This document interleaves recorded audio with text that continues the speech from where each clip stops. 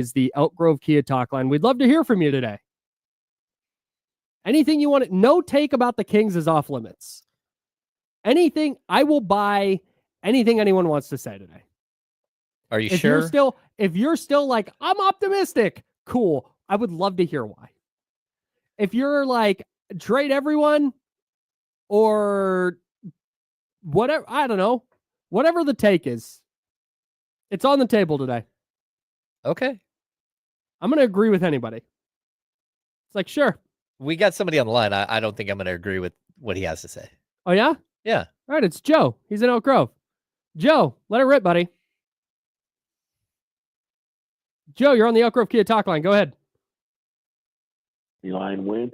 Two things for you. First, Mr. Ham, the first thing, what about starting Malik Monk, DeRozan, Alice, Sabonis, and Murray, and bring Levine off the bench? Who's Alice? Ellis. Oh, Ellis. Got it. Ellis. Okay, got it. Yeah. Keon, got it. Okay. And my next thing after that, I'll take my answer up here for that one, James. And my next answer is the Clippers play the Mavs the next two games.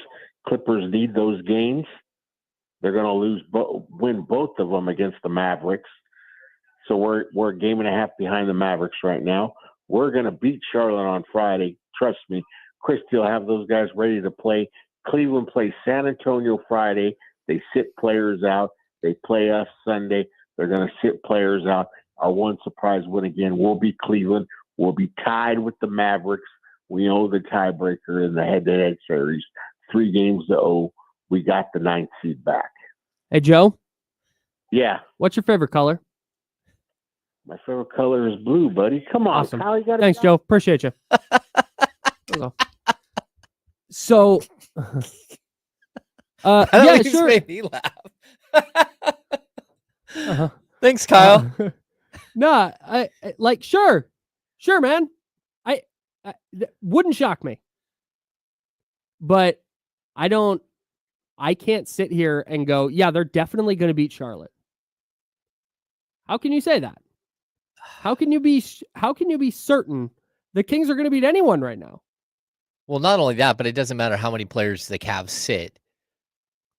They're still better than the Washington Wizards. Yes. They could sit 8 and they'd still be better than the Washington Wizards team you lost to last night. They don't appear ready to coast. No. So okay, so and to get to your point about why not start Malik Monk and Keon Ellis and DeMar DeRozan and Keegan Murray and Domantas Sabonis and bench Zach LaVine. Mm-hmm. Like, look, Zach LaVine is a problem. What's happening with Zach LaVine right now is a problem. So is what's happening with DeMar DeRozan. So, like, it's one or the other. I've said this the whole time. I don't care. Like, if you're gonna if you're gonna bench Monk, that seems strange to me because I got to be honest, they don't have a point guard, and Monk is the closest thing to a point guard that they have. Mm-hmm. Like the Markelle Fultz minutes need to go away. They got to stop. They've got to stop. But I don't know what your other option is because now Devin Carter's hurt again. Right. So, but either way, I don't care.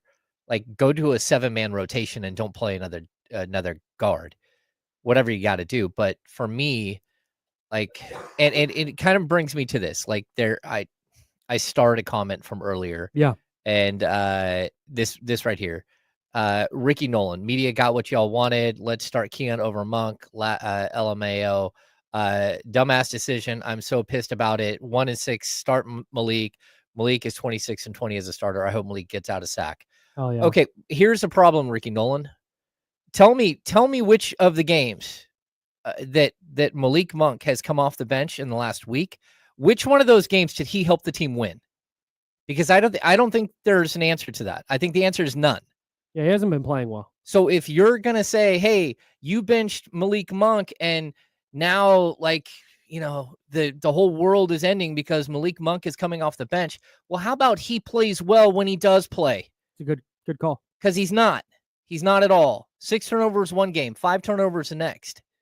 Like, that's not me saying, hey, Keon Ellis hasn't been any better. Keon Ellis has been horrible since you made the swap. Mm-hmm.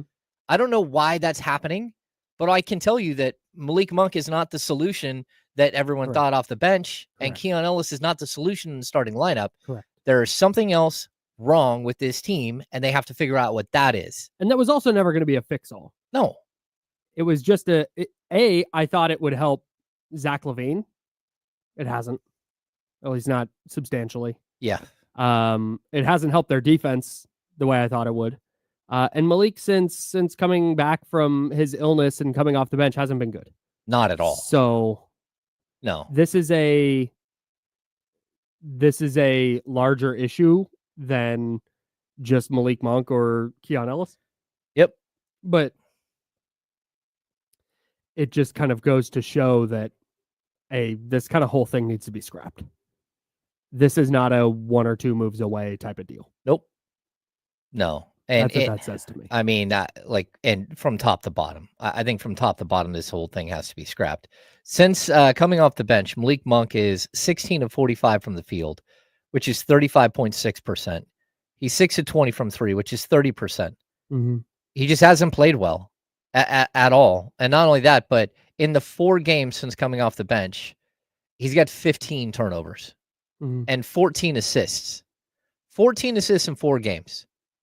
Like, again, this should be your primary ball handler. Mm-hmm. And I kept saying, like, it doesn't matter. If you're going to swap one of these guys out, somebody has to raise your hand and say, I'll go to the bench. Mm-hmm. But that doesn't, like, you have to coach them. You have to tell them, no, that's not going to happen. You need to go to the bench because you're not helping us in the starting lineup. And there need to be clearly defined roles. Yeah.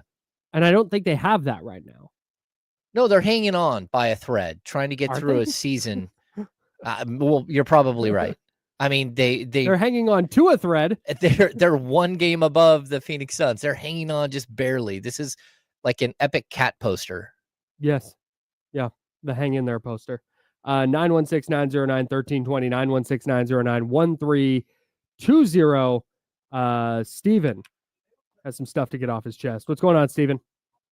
Hey, good morning, boys. Hope you guys are enjoying this day, or I mean, it's whatever enjoyment you guys can get out of it, because this team has definitely sucked it out of me. I'll tell you that right now, man. Lifelong Kings fan here. I'm pretty sure everyone else who calls the station, typical thing. But, dude, my question mainly is, we've had two, I wouldn't say good, I mean, decent acquisitions, okay, over the last couple of years, okay? First off, it's amazing how quickly we can take at least 2 to 3, maybe even 10 steps backwards after we got into the playoffs. Okay, we get Kevin Huerter, and he has I wouldn't say a breakout season, but he has a really solid season. Okay, during the Beam Team era. Okay, and then he just falls off a cliff after he injures his finger, then completely forgets how to shoot. Maybe I'm speaking from emotion here, and maybe I shouldn't, but I'm just gonna let her rip.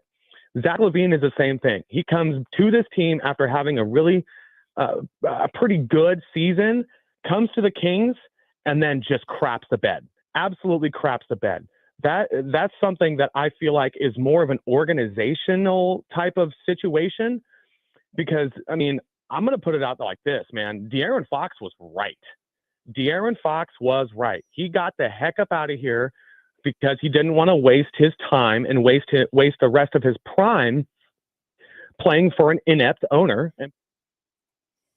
Oh, he's out of here? That doesn't have their ducks in a row. You know what I mean? And this team is slowly but surely taking my joy away from watching this team, man. And it just sucks.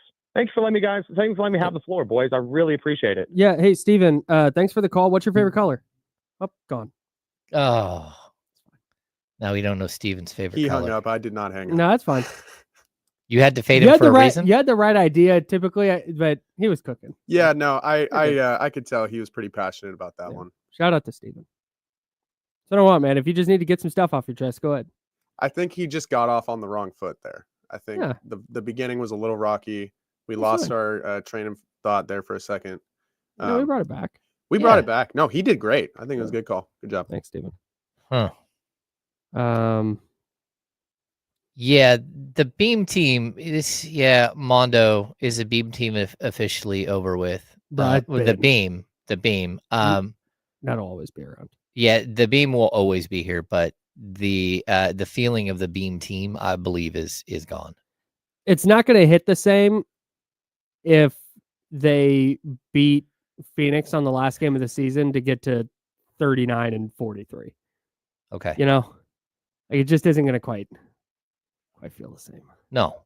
But, let's get to was it AD? Let's get to AD on the Elk Grove Kia talk line. 916-909-1320 if you'd like to join the show. What's going on, AD?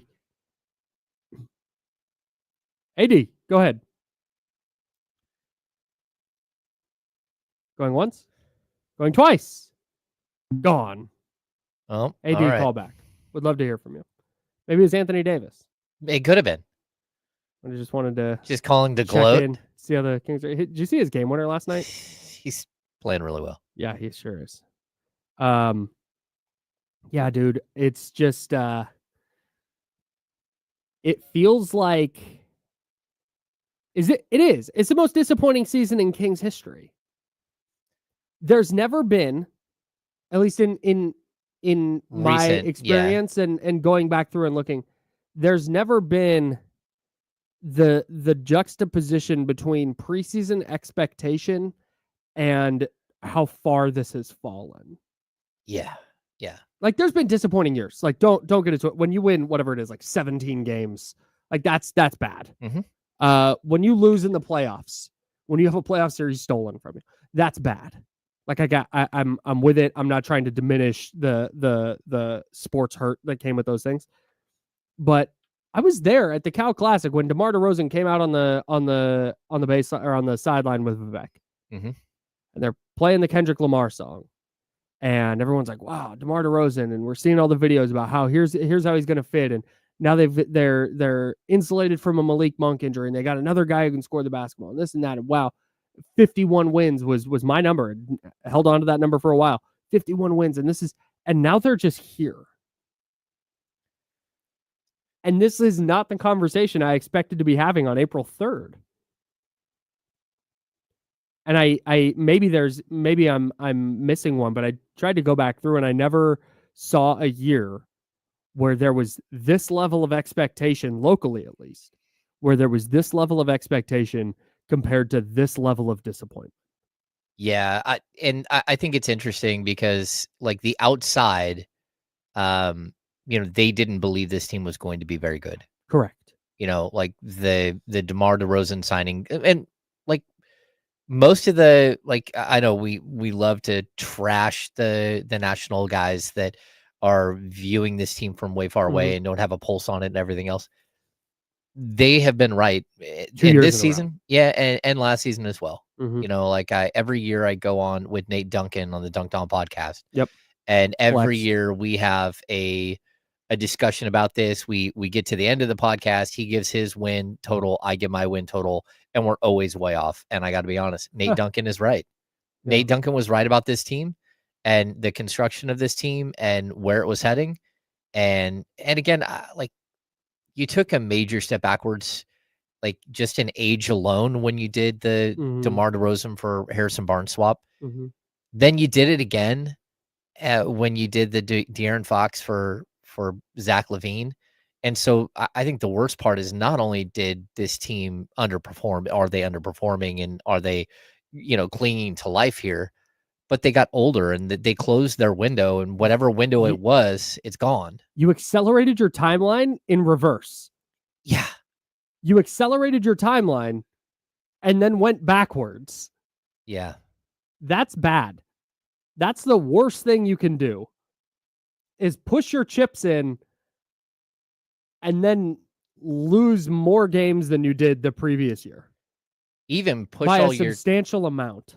Yeah, and do a win now move with the De'Aaron Fox trade where you took back a win now player in Zach LaVine and then have it just backfire epically. Horrendous. Yeah, just like really, really tough look. And, I talked about this before, but the problem that I have with this team is not only, did you get older in all of these trades, but like Jake LaRavia and Devin Carter are your two youngest players. I mean, Isaac 25, 23. Yeah, LaRavia is 23, right? Yeah. And Devin Carter is just turned 23. Turned 23, yeah.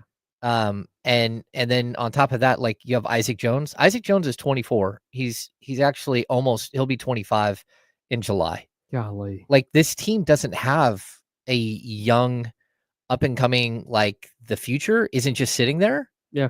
Like what are you doing? Like why would you develop a team like this? And not only you had this really tight age group that was 24, 25, 26 when Beam Team 1 started. Yep. And you had a couple of outliers in the you know, 29, 30-year-old Harrison Barnes. Sure, veterans though. Now though, your team is just, not only are they not good, but they're not young. There isn't a bright future to point to. And man, this has to be like the roster turnover this summer, whatever they have to do this summer has to be dramatic and aggressive. And sometimes you're going to have to give up something to get rid of something. Like this is going to be a very, very difficult off season. And like the only way that you can do this is if, you know, I don't even think you can rely on the guys that are there now to do it. Like this has got to be a complete overhaul at this point. And this was always the gamble at the trade deadline. It was always the gamble that you were going to do this, like that it was going to all fall apart. Yep. And now we are where, you know, to be honest, like a lot of us thought it might go. Yep. And it's just tough. It's tough because it sure did seem avoidable. All of this seemed avoidable. Yeah. 916-909-1320 is the Elk Grove Kia talk line. TC wants to get in here. Let's got him. All right, go ahead, TC. Hammer Kyle, what's up? Chilling, bro. What's going on? Hey, man, I'm chilling. So before we get started, I got two favorite colors, green and red, right? Love that. So I'm going to get that. Love Christmas. I'm going to get that out the way, for sure. Thanks. Those are my two favorite colors, dog. Hammer, so check it out. I'm going to start with, I don't want this to come off like I'm like tripping because I love this guy, bro, with all my heart. And I truly believe that he's a coach moving forward, bro. But Dougie has to start coaching. The whole vibing, filling off vibes and Hall of Famer, bro, that's out. I know we got a couple games left, but we got to have to start coaching and making actual coaching hard decisions. Like, bro, if you're not going, you're on the bench. This is a coaching move. You can be mad at me. You can be mad at me if you want, but I'm making moves so we can win games as a coach, right? Not about Hall of Fame. You're the homie. I got a lot of respect for you, right? It is what it is. You got enough respect and cachet, Doug, as a human being and as a coach, bro. So, listen, you're going to have to start coaching in that aspect. As far as the offseason, we going to have to, like, moves. You might have to even start selling people off for a penny of the dollars, right? To just get people out the building to get new people in, right? And when we move forward as far as players, we don't need, like, mentally – I can't say people are mentally weak, but we got a lot of those people on this team. We need a lot of dog people, right? A lot of people that come in and like, you know what, man, I'm coming in the balling brotherhood, but also I'm a killer. We got to start looking for more of those guys, bro, and start weeding out the weak-minded people on this team and getting them out of here. Some of them might be fan favorites, bro, but we got to start moving them out and bringing new people in, strong-minded people, bro. That's my two accusations as far as this season, dog, moving forward, man. Dougie, I love you, bro, but we got to start coaching. Well said, TC. Appreciate the call.